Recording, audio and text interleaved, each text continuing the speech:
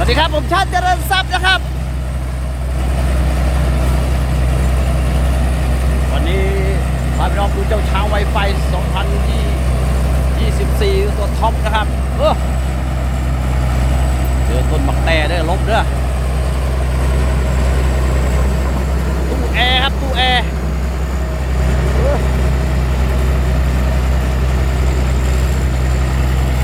ต้มไหลพี่น้องเฮ้ยเจอตั้งข้าวนอนข้าวตั้งครับ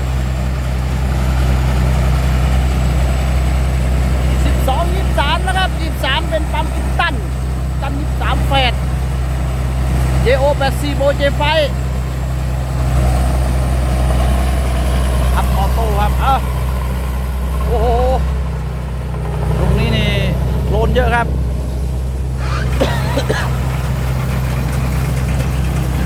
ปัญหาคือมีต้นไม้ก็ค่อยๆเก็บนี่ครับต้นไม้บักเอฟเลยต้องระวังเรื่องตอไม้270พลังม้าไม่เลนทั้งคันเหมือนกันนะเนี่ยตู้แอร์สวยมากครับกว้างประมาณ1.20 หลอดไฟ LED ข้างหน้านี่มองนี่โอ้เกือบ10ดวงนะพี่น้องเก็บหน่อยเก็บหน่อยโอ้ถ้าไม่มีต้นไม้ก็จะวิ่งเร็วครับ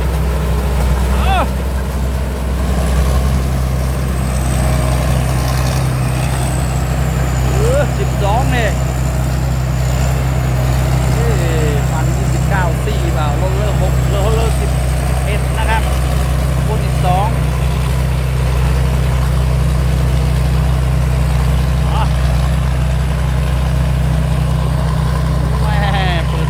ด้วย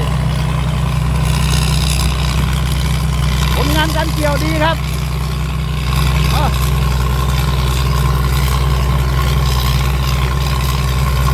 รีบไม่มีพี่น้อง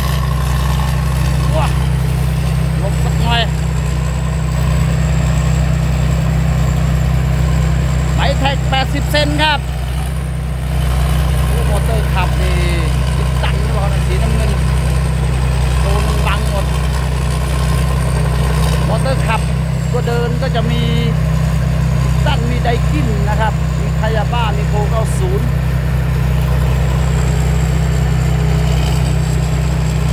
เจอต้นไม้แล้ว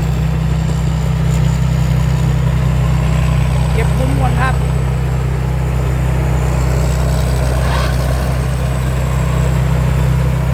มองไม่เห็นสายพานนะเก็บดีครับ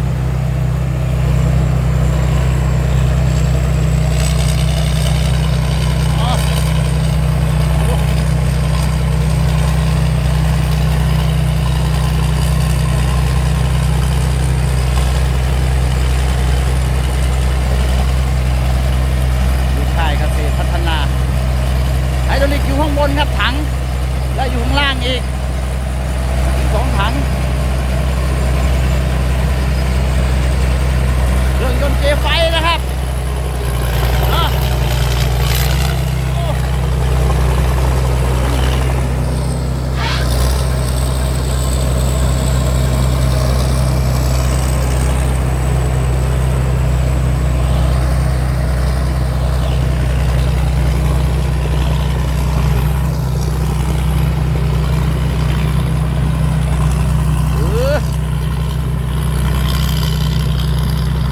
ความฝาดของเขาหน่อย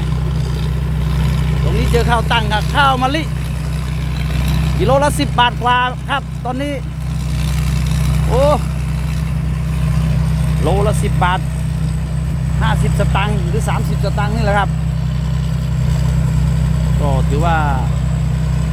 ถูกมากครับข้าวช่วงนี้ชาวไร่ชาวนาก็สู้กันไปครับ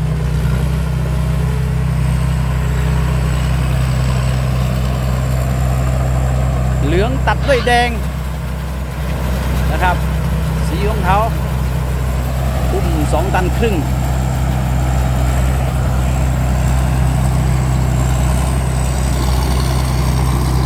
ตัวนี้ถือว่าท็อป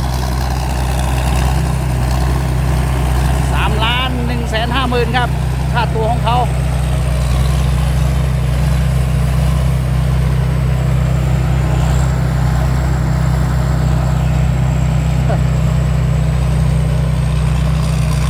นาวิ่งน้อยไปเรื่อยๆครับโอ้ฟังเสียงนะเนี่ย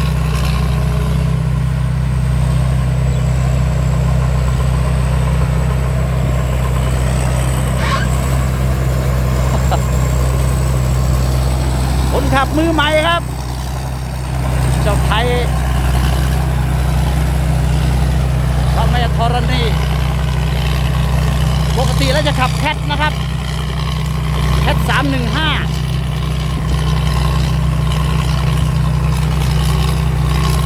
ช่วงนี้รถขุดจอดครับแมคโครจอด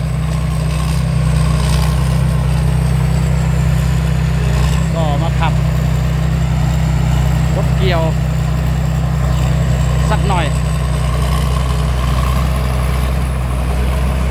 เดี๋ยววิ่งนี้ค่อยเก็บทีหลังครับ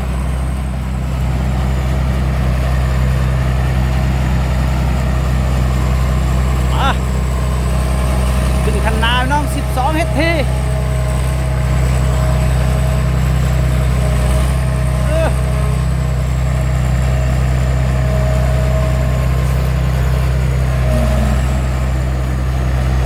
วีหมดเลยครับ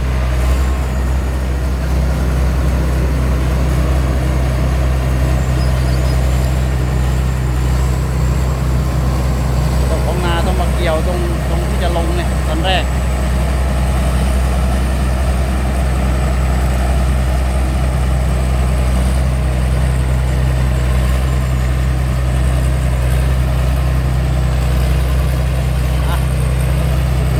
30 ไร่ไม่ใช่น้อยนะวันเดียวจบไหมพี่น้อง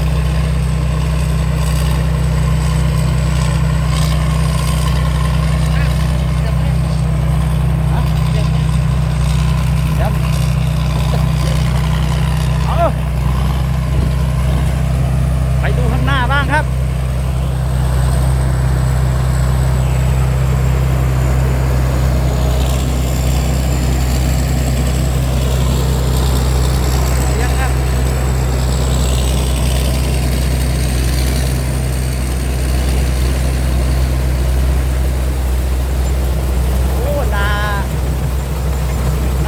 วิ่งน้อยครับ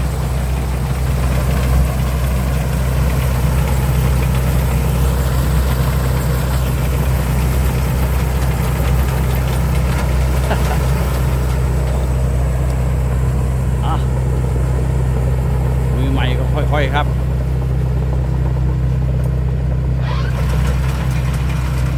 ไม่รีบไม่ร้อนพี่น้องฝึกหัดไปในตัวด้วยครับ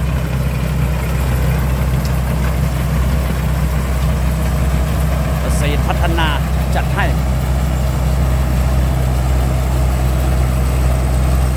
X Series เดี๋ยวรุ่น X Series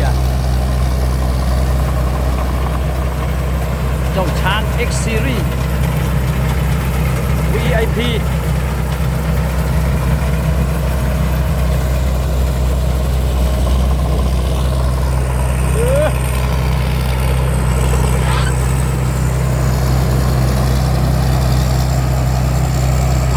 ก็มีครับสะอาดสะอ้านดี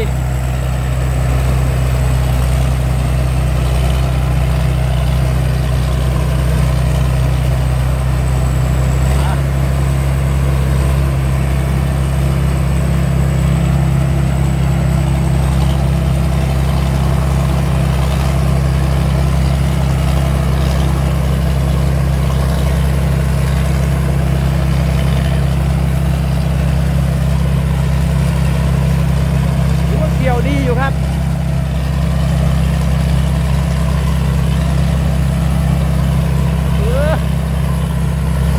เดี๋ยวอัดฟางขายพี่น้อง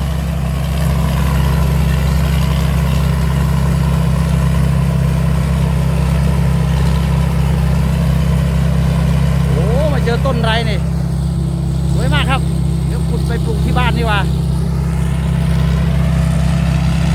ดอกกระเจียวเปล่าพี่น้อง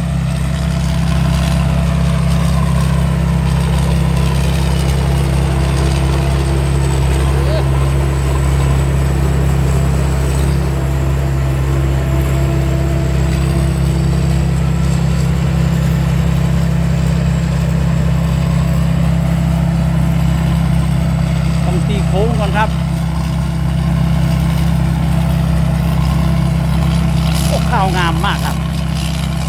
ข้าวเต็มเม็ดเต็มหน่วย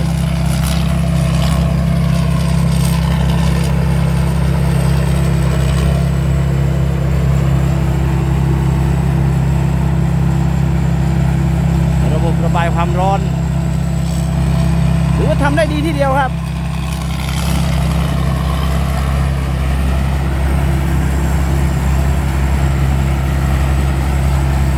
โอ้ข้าวล้มเนี่ยตรงนี้นะ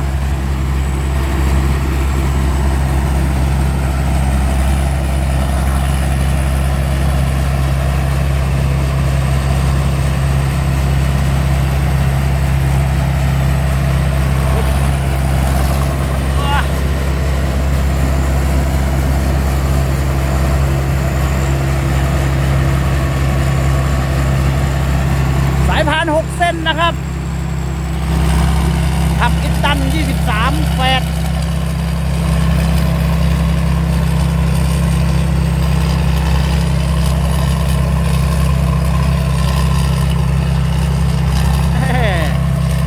ถ้าได้นายาวๆนี่อร่อยเลยครับโอ้ฟางนี่มหาศาลจริงๆ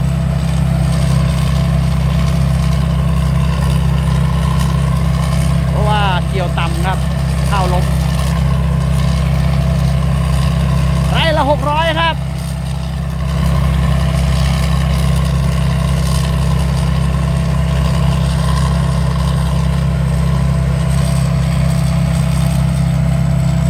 เอ๊ะไม่มีหนูนาเลย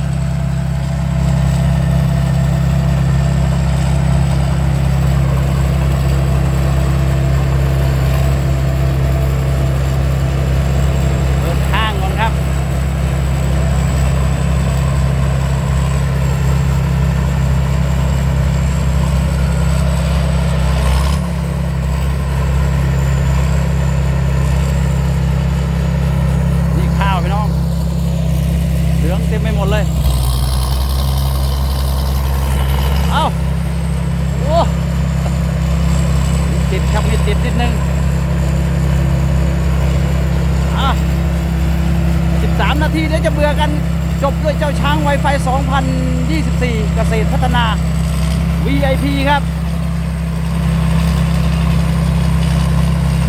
ทีมงานบ้านเข้าครับก็บ้านเข้าเจ้าไทยพระแม่ธรณีฝากกดติดตามนะครับสวัสดีครับ